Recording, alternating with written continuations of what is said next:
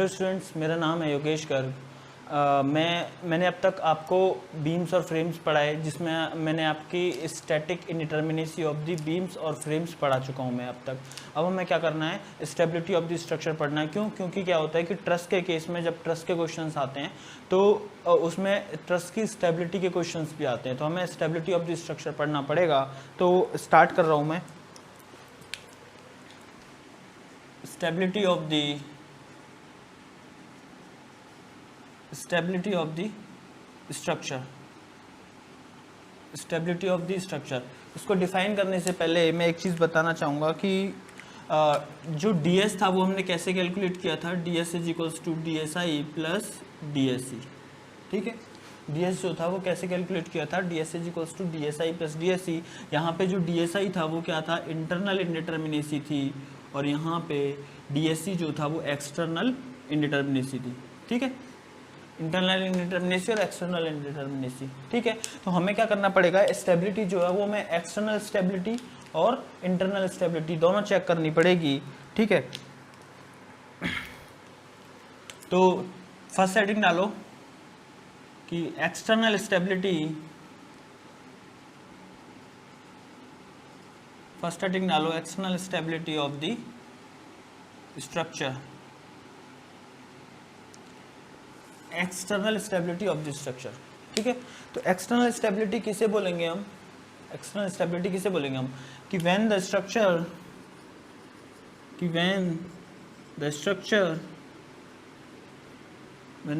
Is sufficiently restrained, when the structure is sufficiently restrained by the support reactions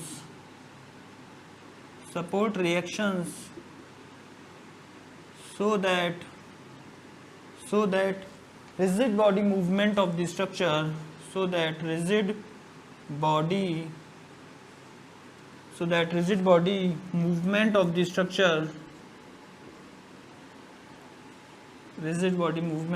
structure does not take place। ठीक है, does not takes place, then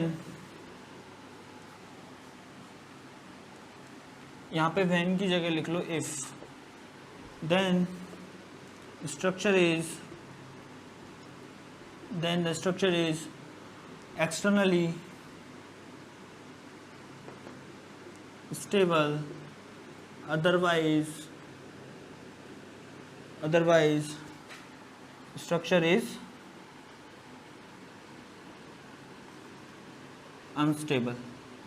बात समझ में आई, कुछ नहीं आई होगी। ठीक है, तो मैंने बोला कि अगर जो स्ट्रक्चर है वो सफिशिएंटली रिस्ट्रेन किया जा रहा है बाय द सपोर्ट रिएक्शंस के द्वारा, तो जिससे क्या होगा कि जो स्ट्रक्चर है उसका रिजिड बॉडी मूवमेंट नहीं होगा, तो जो स्ट्रक्चर है वो एक्सटर्नली स्टेबल होगा, अदरवाइज जो है वो अनस्टेबल होगा। तो इसे हम एग्जाम्पल के थ्रू समझने की कोशिश करेंगे। उससे पहले कंडीशंस लगा देता हूं मैं कि कंडीशंस क्या होंगी कि फॉर 2D स्ट्रक्चर के लिए at least 3 reactions are non-parallel and non-concurrent।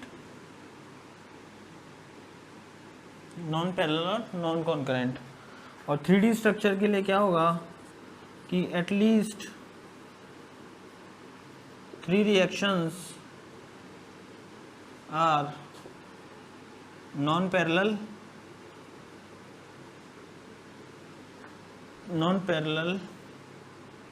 non-concurrent and non-coplanar।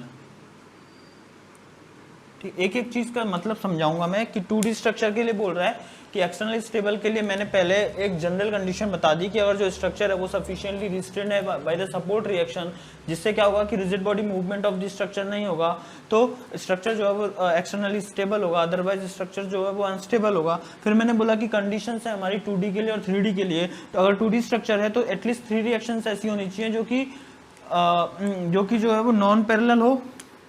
Non parallel का मतलब रिएक्शन जो है वो पैरेलल नहीं होनी चाहिए, ठीक है। और नॉन कॉन्करेंट हो, नॉन कॉन्करेंट का मतलब होता है कि रिएक्शन, नॉन कॉन्करेंट का मतलब होता है कि रिएक्शन, नॉन कॉन्करेंट का मतलब क्या होता है, line of action of reactions should not pass through a single point, ठीक है, ठीक है ना। नॉन कॉन्करेंट का मतलब है कि जो लाइन ऑफ एक्शन है वो पास नहीं करनी चाहिए, ठीक है। कॉन्करेंट का मतलब क्या होगा कि पास हो जाए, समझ गए ना। तो नॉन कॉन्करेंट का मतलब क्या होगा कि पास नहीं होनी चाहिए, ये पूरे का मतलब है, ध्यान रखना ये चीज, ये नॉन कॉन्करेंट का मतलब है, ठीक है। और 3D स्ट्रक्चर के लिए क्या है, एटलीस्ट 3 रिएक्शंस ऐसी होनी चाहिए जो कि नॉन पैरेलल हो, मतलब पैरेलल नहीं होनी चाहिए, नॉन कॉन्करेंट हो मतलब line of action single point से पास नहीं करनी चाहिए, और नॉन कोप्लेनर हो, इसका मतलब क्या हुआ कि जो रिएक्शंस है वो एक प्लेन में ना हो, ठीक है। इतना लिखो। उसके बाद क्या है, हम एग्जाम्पल करते हैं, तो इसे मैं यहां से हटा देता हूं, पूरा ही हटा देता हूं।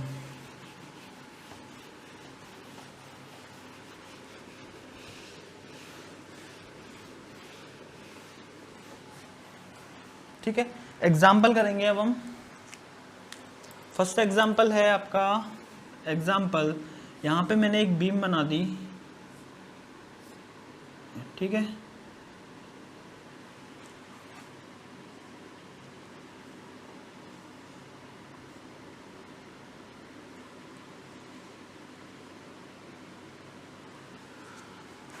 अब हमें इसका डिफाइन करना है कि एक्सटर्नली स्टेबल है या नहीं है, ठीक है।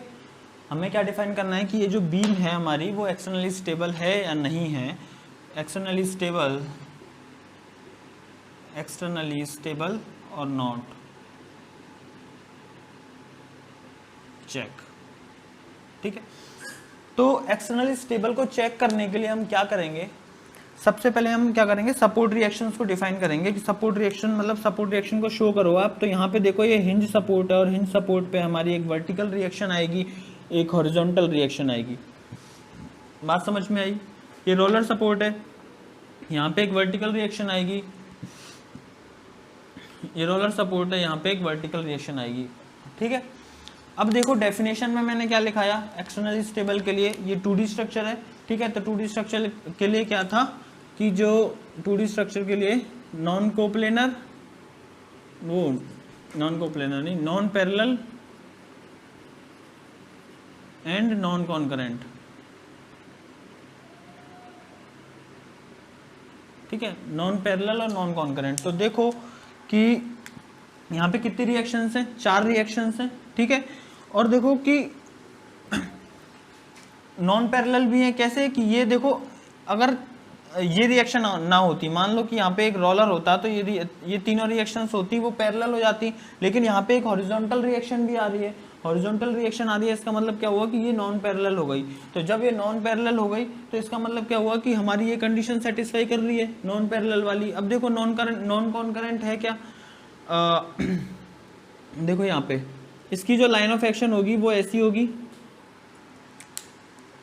इसकी जो लाइन ऑफ एक्शन होगी इस वाली रिएक्शन की वो ऐसी होगी, इसकी जो लाइन ऑफ एक्शन होगी वो ऐसी होगी, इसकी जो लाइन ऑफ एक्शन होगी वो ये होगी, इसकी जो लाइन ऑफ एक्शन होगी वो ये होगी। तो मतलब सारी रिएक्शंस जितनी भी हैं उसकी जो लाइन ऑफ एक्शन है वो एक पॉइंट से पास कर रही है, नहीं कर रही, ठीक है ना, नहीं कर रही। तो ये जो स्ट्रक्चर है वो कैसा हो जाएगा, अनस्टेबल, वो ये जो स्ट्रक्चर है वो कैसा हो जाएगा, स्टेबल हो जाएगा, ठीक है, स्टेबल हो जाएगा। क्यों, क्योंकि नॉन पैरेलल भी है एंड नॉन कॉन्करेंट भी है, ठीक है। कोई भी एक कंडीशन सेटिस्फाई हो जाए तो स्ट्रक्चर अनस्टेबल हो जाएगा। दूसरा क्वेश्चन करते हैं हम।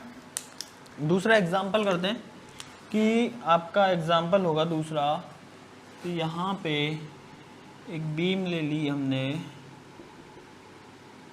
और यहाँ पे देखो चेक इफ एक्सटर्नली स्टेबल और नॉट,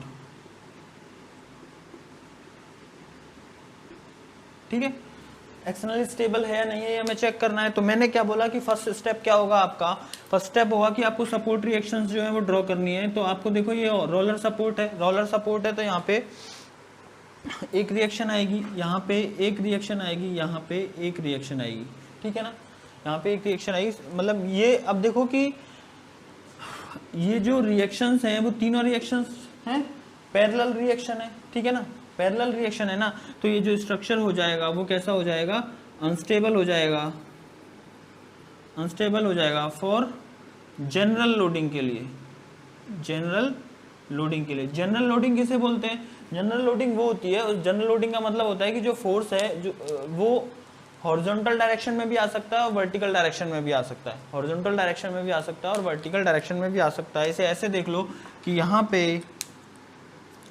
पे जनरल लोडिंग का मतलब मैंने क्या किया, इंक्लाइन लोड लगा दिया, और इंक्लाइन लोड लगाओगे तो जो इसका कंपोनेंट है वो हॉरिजॉन्टल डायरेक्शन में भी आएगा और वर्टिकल डायरेक्शन में भी आएगा। तो देखो कि वर्टिकल डायरेक्शन में जो इसका कंपोनेंट आएगा, वर्टिकल डायरेक्शन में जो इसका कंपोनेंट आएगा वो ये आएगा, ठीक है, और हॉरिजॉन्टल डायरेक्शन में वो इसका कंपोनेंट आएगा वो ये आएगा, ठीक है। अब वर्टिकल डायरेक्शन के कंपोनेंट को बैलेंस करने के लिए हमारे पास वर्टिकल रिएक्शंस हैं, ठीक है, वर्टिकल डायरेक्शन के कंपोनेंट को बैलेंस करने के लिए हमारे पास वर्टिकल रिएक्शंस हैं। लेकिन जो हॉरिजॉन्टल कंपोनेंट आएगा उसको रजिस्ट करने के लिए हमारे पास जो है वो कोई भी रिएक्शन नहीं है, इसीलिए जो है जनरल लोडिंग के लिए अनस्टेबल हो जाएगा। लेकिन अगर क्वेश्चन में ऐसा आ जाए, अगर क्वेश्चन में ऐसा आ जाए कि जो लोडिंग है वो वर्टिकल लोडिंग है, अगर क्वेश्चन में ऐसा आ जाए कि लोडिंग जो है वो वर्टिकल लोडिंग है, वर्टिकल लोडिंग का मतलब इसे दूसरा एग्जांपल बना के लिख लेना, या फिर ऐसे ही रहने दो, इसमें नीचे नोट पॉइंट लिखा दूंगा मैं, जो मैं समझाने के लिए बता रहा हूँ। जनरल लोडिंग को मैंने समझाया, अब मैं वर्टिकल लोडिंग, मान लो कि ये वर्टिकल लोडिंग लगा दी मैंने, ठीक है, जब ये वर्टिकल लोडिंग लगा दी तो आपको पता है कि वर्टिकल रिएक्शंस अवेलेबल हैं आपके पास, ठीक है, वर्टिकल रिएक्शंस अवेलेबल हैं आपके पास, तो मतलब ये वर्टिकल रिएक्शंस जो है वो ये वर्टिकल लोड को रजिस्ट कर देगा, ठीक है, तो बैलेंस हो जाएगा। तो ये क्या होगा, स्टेबल हो जाएगा, किसके लिए, स्टेबल हो जाएगा किसके लिए, for vertical loading, vertical loading के लिए स्टेबल हो जाएगा। इंपॉर्टेंट कॉन्सेप्ट है ये, याद रखना इस चीज को, ठीक है। तो वर्टिकल लोडिंग के लिए स्टेबल और जनरल लोडिंग के लिए अनस्टेबल। जनरल लोडिंग का मतलब क्या हुआ कि इंक्लाइन लोडिंग हो गई, ठीक है। ये आपके एग्जाम्पल हो गए, और एग्जाम्पल करते हैं हम, और एग्जाम्पल हमारा यहां से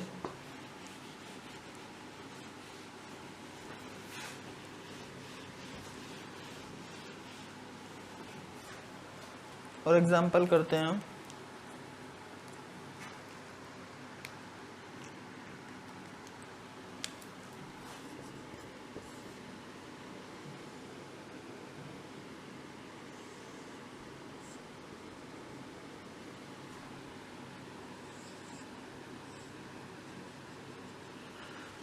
check if externally stable or not, check if externally stable or not, ठीक है। तो मैंने क्या बोला कि एक्सटर्नली स्टेबल के लिए आपको क्या करना है, सबसे पहले आपको सपोर्ट रिएक्शंस ड्रॉ करनी है। तो यहाँ पे एक रोलर सपोर्ट है, तो वर्टिकल रिएक्शन है कि सपोर्ट के परपेंडिकुलर आएगी, ये सपोर्ट है, सपोर्ट के परपेंडिकुलर आएगी, ठीक है, ठीक है। अब देखो कि एक्सटर्नल स्टेबिलिटी के लिए कंडीशंस क्या है, हमारा 2D स्ट्रक्चर है, तो कंडीशन होगी नॉन पैरेलल और नॉन कॉन्करेंट, ठीक है। तो आप देखो कि रिएक्शंस जो है वो पैरेलल है क्या, भाई दिख ही नहीं रही कहीं से पैरेलल है, पैरेलल नहीं है, ठीक है,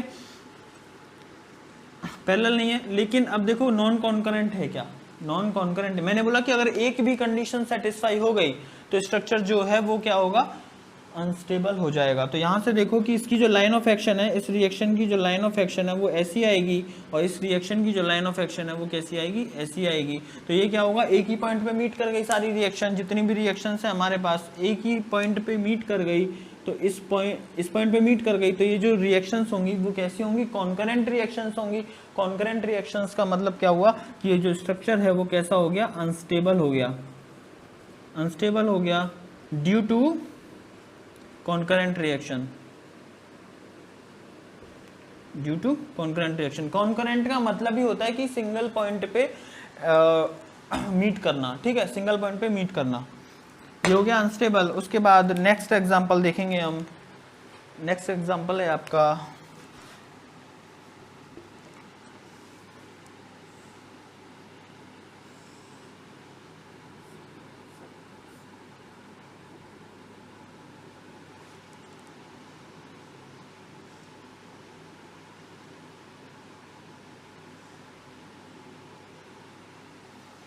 ठीक है, इसमें भी आपको क्या करना है, चेक करना है इफ एक्सटर्नली स्टेबल और नॉट।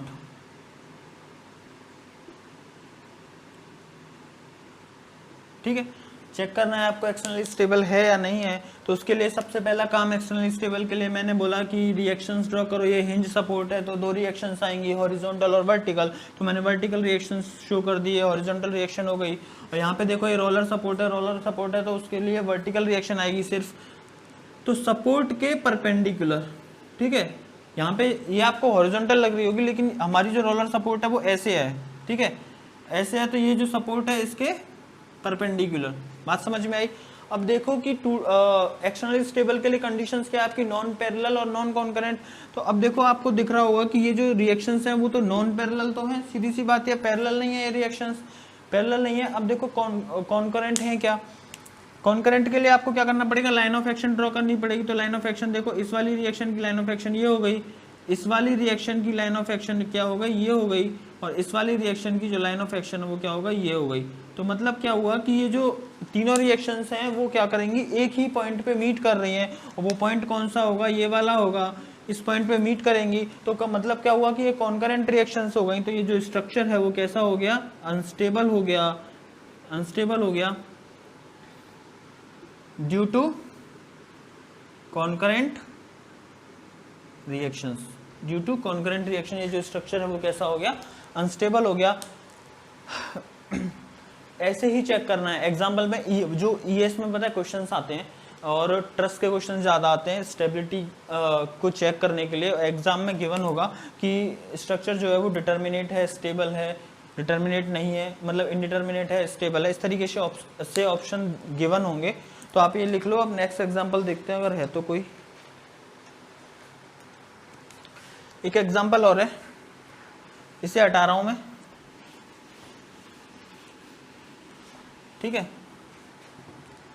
और एग्जाम्पल है आपका, तो ये एक एग्जाम्पल है आपका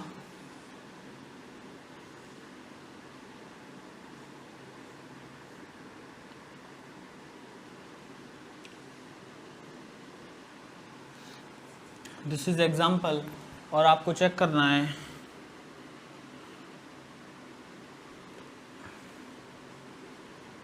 check if it is externally stable or not।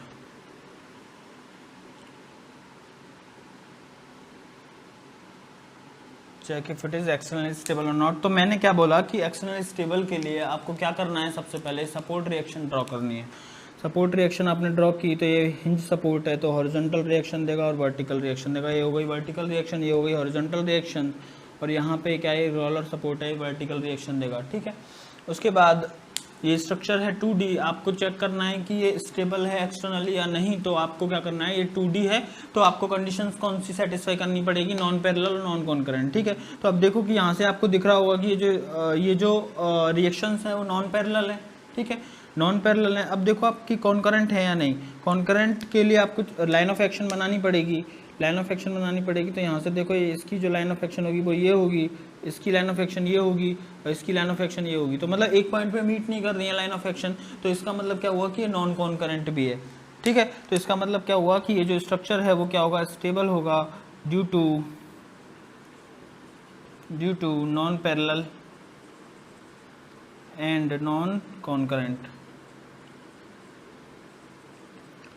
ठीक है। तो आपका यहाँ पे क्या हुआ, एक्सटर्नल स्टेबिलिटी खत्म हो गई। एक्सटर्नल स्टेबिलिटी के बाद अब हम करेंगे इंटरनल स्टेबिलिटी, ठीक है। तो इसे हटा रहा हूँ मैं,